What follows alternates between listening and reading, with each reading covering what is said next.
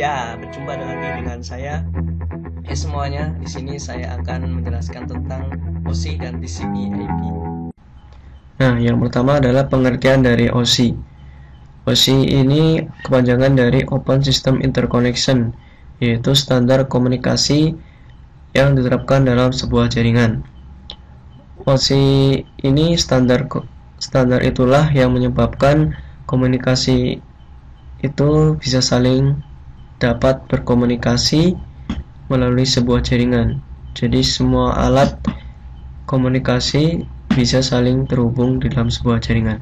Model referensi OSI ini memungkinkan atau menggambarkan bagaimana informasi dapat saling terhubung atau media informasi ini dari suatu software aplikasi di dalam komputer berpindah melewati media pengirim jaringan ke suatu software aplikasi komputer lain. Nah, OSI ini dikembangkan oleh suatu badan internasional yaitu ISO. ISO adalah International Organization for Standardization. Jadi nanti kita kenal menjadi 7 lapisan OSI. Dan OSI ini dibagi beberapa grup. Nah, yang pertama adalah upper layer. Upper layer ini adalah fokus pada aplikasi pengguna dan bagaimana file itu direpresentasikan di dalam komputer. Nah, untuk network engineer itu pada lower layer adalah intisari komunikasi data melalui jaringan aktual. Ya, selanjutnya yaitu adalah layar aplikasi. Layar aplikasi ini bertugas untuk memvisualisasikan atau menampilkan data di dalam komputer agar usernya itu paham. Contohnya itu HTTP, FTP, DNS, DHCP, NNTP, dan lain sebagainya. Yang kedua yaitu presentasi, bertugas untuk mentranslasikan atau menerjemahkan agar dapat diproses pada layar di bawahnya. Yaitu contohnya adalah MPEG, ASCII text, MIDI, Telnet, SNTP, SMTP, dan lain sebagainya. Nah, yang ketiga yaitu layar session. Layar session ini mengatur bagaimana file itu dibakar, dipelihara, dikontrol, dirawat, atau dihancurkan. Nah, contohnya yaitu NetBIOS, ADSP, PAP, dan lain-lain. Nah, yang keempat yaitu layar transport. Layar transport ini bertugas untuk mengatur bagaimana data dikirimkan, dari kecepatannya, deteksi error, dan juga bisa kita fungsikan jadi memecah data ke dalam paket-paket data serta memberikan nomor urut data tersebut agar dapat disusun kembali setelah data itu dikirimkan dan diterima oleh pada tujuannya. Contoh dari protokol ini yaitu UDP, TCP, dan IPX.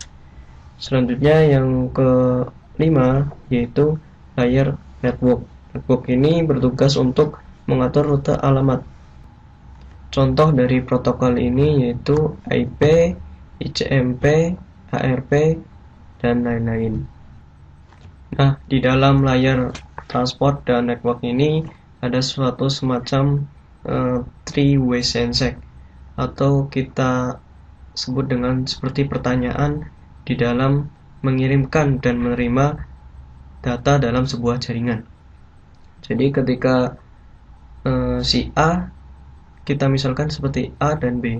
Ketika A ingin meminta atau bertanya, itu kita sebut dengan sinkronisasi. Oh, data itu bisa dikirimkan, atau B minta ingin dikirimkan ini. Jadi nanti jawaban itu kita sebut dengan sinkronisasi H. Nah, setelah diterima oleh si A, ketika A meminta dan B bisa, dan B memberikan jawaban bisa, dan A juga ada datanya, data langsung dikirimkan kepada B. Jadi data itu dikirimkan ketika si B menyetujui data itu bisa dikirimkan.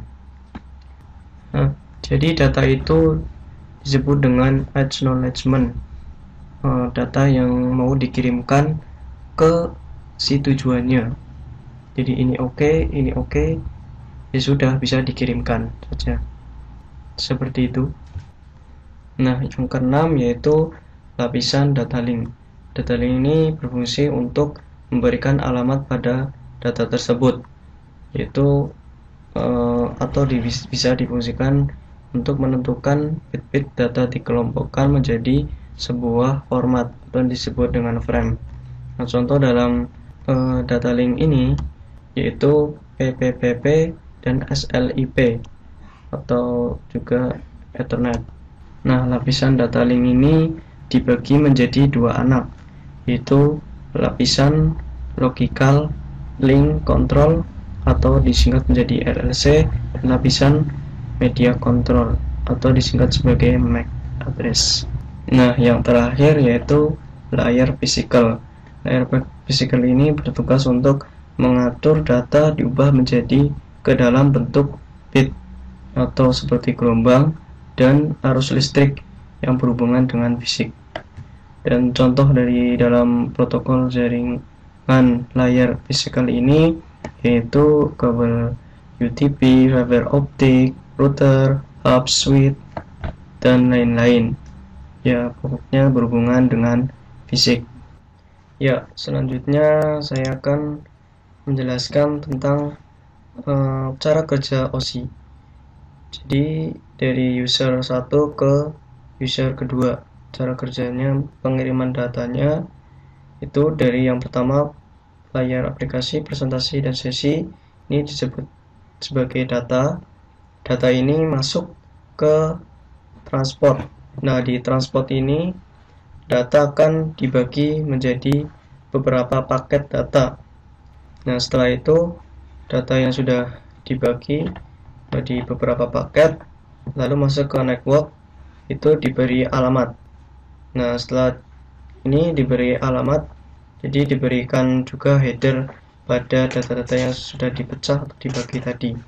Nah, setelah itu data tersebut masuk ke data link. Nah, data yang sudah dipecah diubah menjadikan biner. Nah, setelah data ini dijadikan biner 1010, terus data masuk ke physical. Nah, physical ini data diubah menjadikan arus listrik atau gelombang. Setelah data ini masuk ke B, ke komputer B. Nah, setelah masuk ke physical, data ini masuk ke dalam physical layer OSI di B. Itu data tersebut diubah menjadikan arus listrik. Nah, setelah arus listrik masuk ke data link lagi, itu diubah menjadikan biner. Setelah jadikan biner masuk ke network, itu data menjadikan alamat. Nah, biner ini menjadikan alamat dari header paket-paket data tersebut. Nah, setelah masuk network lalu masuk ke transport. Nah, transport ini data yang sudah dibagi gabung kembali atau combine, gabung kembali menjadi satu paket data. Nah, masuk ke session, presentation, dan application. Nah, setelah di sini data menjadi secara utuh, data menjadikan secara utuh dan bisa dibaca oleh user dari B, komputer B. Nah, di sini sebenarnya ada beberapa proses, yaitu ketika masuk bisa ada login, logout, atau password. Nah, mengizinkan data itu bisa ditampilkan di aplikasi layar. Nah, seperti itu. Ya, selanjutnya yaitu TCP/IP. Nah, TCP/IP ini kepanjangan dari Transmission Control Protocol atau Internet Protocol, adalah suatu standar komunikasi data yang digunakan oleh komunitas internet yang digunakan untuk proses tukar-menukar data dalam satu komputer lain di dalam sebuah jaringan internet. Nah, TCP/IP ini dikembangkan pada tahun 1970-an sampai 1980-an. Ya, sebagai standar protokol yang digunakan oleh komputer dan jaringan untuk membentuk jaringan yang luas. Nah, TCP/IP ini merupakan sebuah standar jaringan terbuka yang bersifat independen terhadap mekanisme jaringan fisik yang digunakan, sehingga dapat digunakan di mana saja. Nah, TCP/IP ini tidaklah berbasis pada model lapisan OSI, tetapi menggunakan model referensi DARPA. Nah, seperti diagram yang di atas, TCP/IP ini mengimplementasikan terhadap arsitektur beberapa lapis, itu terdiri 4 lapis. Nah, 4 lapis ini dapat dibedakan meskipun tidak secara langsung terhadap model OSI. TCP/IP ini merupakan perkembangan dari proyek ARPANET yang dimulai dari Departemen Pertahanan Amerika Serikat. Ya, selanjutnya TCP/IP ini dibagi menjadi 4 lapisan TCP/IP, yaitu aplikasi, transport, internet, dan network access. Aplikasi yaitu bertugas untuk memvisualisasikan atau menampilkan data agar bisa dipahami oleh user, atau software yang dilakukan di aplikasi agar bisa dipahami oleh user.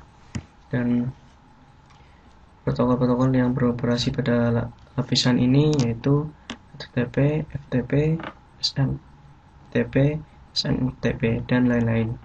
Yang kedua yaitu transport. Transport ini bertugas untuk mengirimkan data mulai dari kecepatan dan mendeteksi data yang error.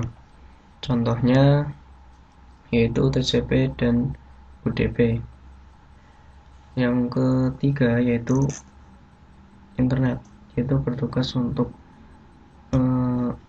IP addressing atau routing dan menentukan lintasan pada rute yang baik. Protokol-protokol pada internet ini yaitu TCP/IP. Yang terakhir yaitu network access. Network access ini bertugas untuk protokol-protokol dalam jaringan atau hardware yang digunakan dalam pengiriman data. Contohnya Ethernet pada LAN, PPP pada WAN, dan frame relay. Ya, selanjutnya yaitu hubungan dari TCP/IP atau OSI. Itu keduanya berjalan sendiri-sendiri. Tapi perlu diketahui bahwa ketika diumumkan layar OSI, TCP/IP ini sudah mulai dewasa terlebih dahulu. Nah, pada dasarnya TCP/IP ini tidak berjalan dengan lapisan OSI. Namun keduanya memiliki tujuan sama, yaitu untuk menstandarkan protokol jaringan pada dunia agar tidak pusing.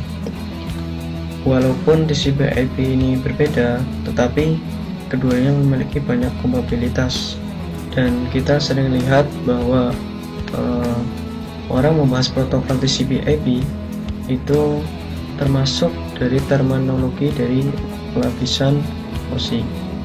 Nah, hal yang diketahui bahwa pada dua layar yang benar-benar identik pada layar TCP/IP dan model OSI, yaitu pada layar transport layer dan network layer. Itu layer yang mengurusi masalah kontrol kesalahan, kontrol aliran, dan layanan pengalamatan secara logikal dan fungsi routing. Nah, mungkin itu saja, sekian penjelasan dari saya.